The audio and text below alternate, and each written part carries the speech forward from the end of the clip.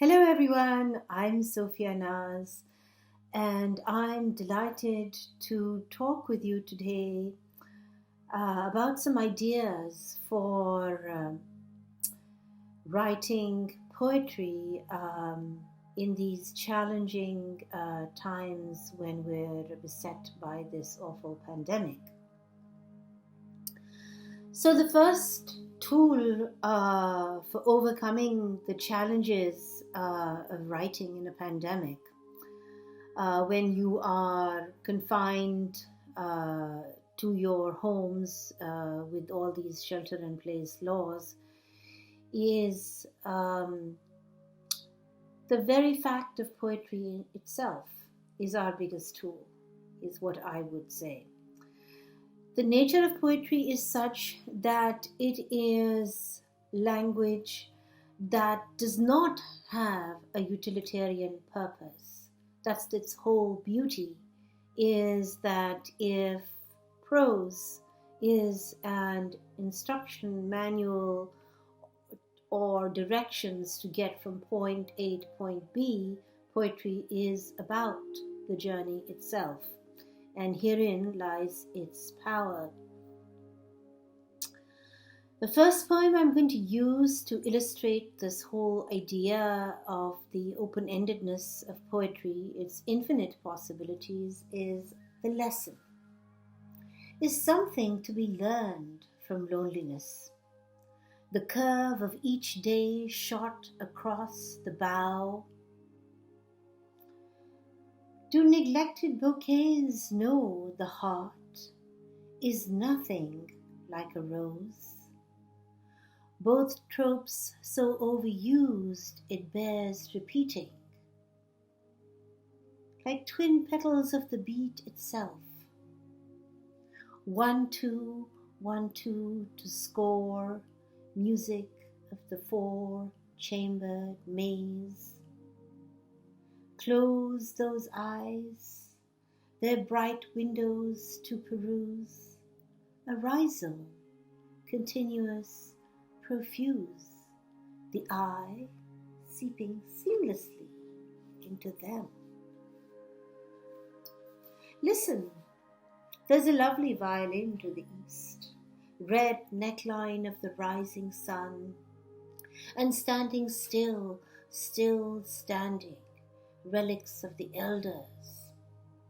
Bay laurel, oak, redwood, manzanita, frozen in a paused narrative, retreating as touch-me-nots into winter. Permanent char, staining time's elastic. At 11 the mountains take off their cloud crowns. Lizards belie alliterations of nursery rhymes to do push-ups, rise and fall, and then the lull. Where's the learning in all this? I leave the page open for you to guess. So I think the interesting part about that poem was opening. You're leaving the page open. Of course, when I'm reading the page, even though I have a page in front of me, it's actually an opening of a vista. It's giving you an idea that a poem is open to whatever interpretation you make of it. The making of meaning is between the author, and it's continuously redone by the reader.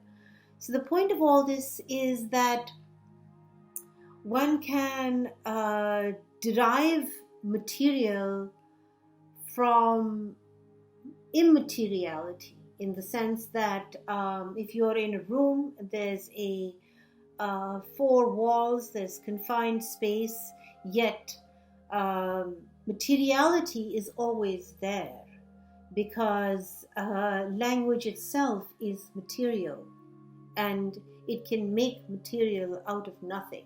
literally. um, the next poem I'm going to read is actually a celebration of this very materiality that poetry gives us. It's called, and it's a celebration of poets also, it's called Profession. I could have been a chemist, but no alembic captures cry for broken bulbul in a calligraphic gesture. No loom to weave peeling, cartwheeling remembrance, and happenstance to knit synonym or tourniquet daily hemorrhage of sunset or rise from writ of east.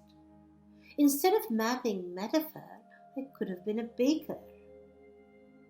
But look, a bird hooked on the bite, form as dough, Eucharist from yeast of hands, grows and seasons longing, as breath on a mirror as breath on a mirror conjures, mist blurred autumn moon, and birdsong's key unlocks vaults of every morning. But what do I profess? I'll say only this. It's poetic origami, no cuts to the paper, yet all the lines fold in. So that was about literally making materiality out of whatever is out there. I think that the most important thing is that we can find material from poems for literally everything that surrounds us. And here we are in the internet, we're more connected than ever. So one really good exercise that I like to use is to basically use material that's floating all around in the form of like even your Facebook feed, social media feed, the news feed. Last year there was this crazy story about a woman who it was found was there were bees living in her eyes. They found tiny bees in her eyes. I don't know if you remember that, but it struck me, and I wrote a poem about it. It's called The Last Beekeeper. The Last Beekeeper. Bees are living in my eyes. They feed on my tears all day and through the cold black night. I can hear them buzzing as they mill my dreams to honey, hum incessantly in the rag reserved for species on the brink of extinction. I blink the bleak milk back, lachrymose to the core at the thought of being this ocular cave hole, last recourse of Apis mellifera on a dying planet, toxic from sweltering belly to melting bones. So, yes, one can simply use what is out there to make poetry.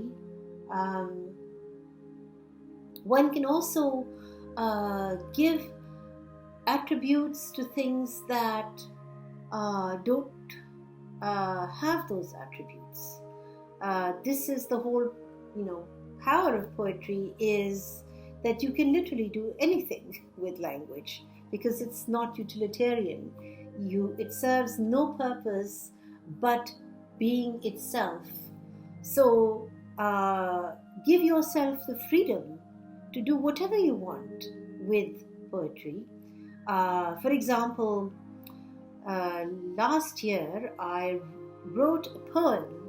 I read another story about octopuses or octopi, and it inspired me to give my hands a power they didn't have before.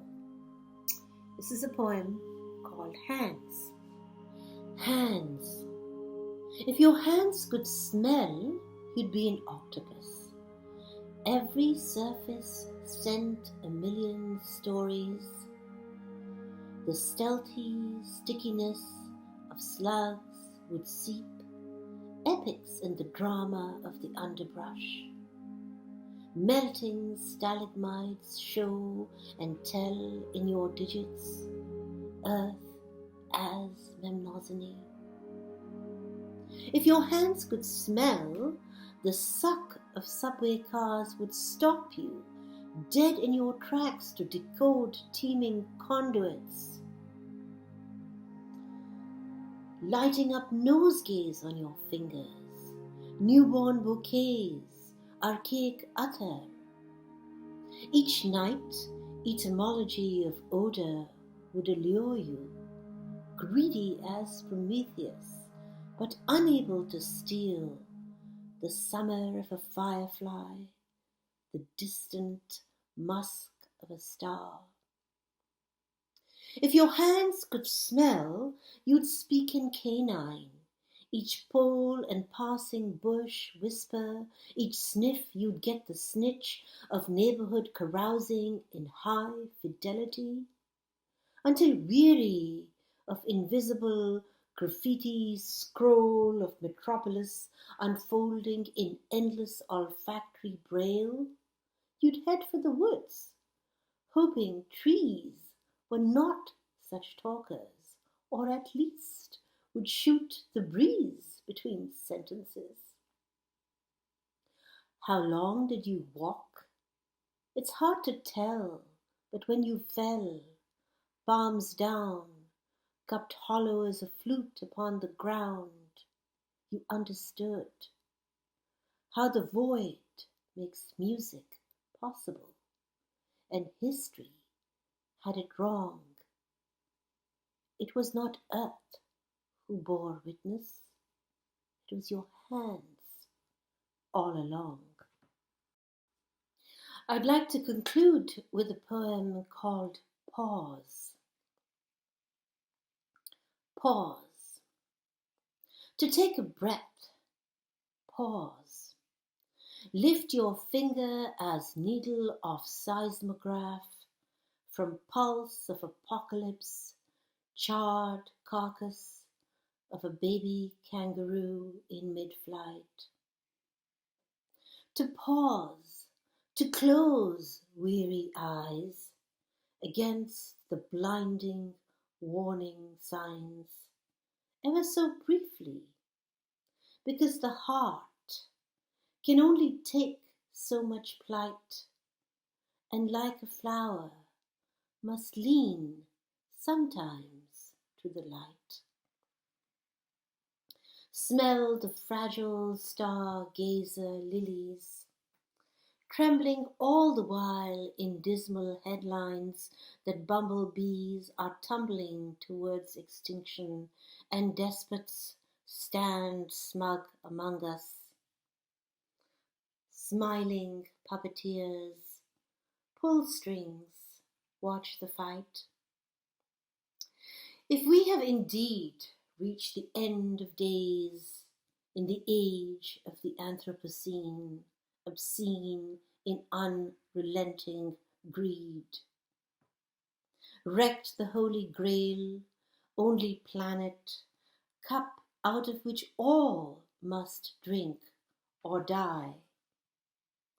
Pause even then, sip, delight in the last sunset, feel its blush seep into your skin before the final bell of darkness sounds and fades, each and every sentient being tonight. Thank you.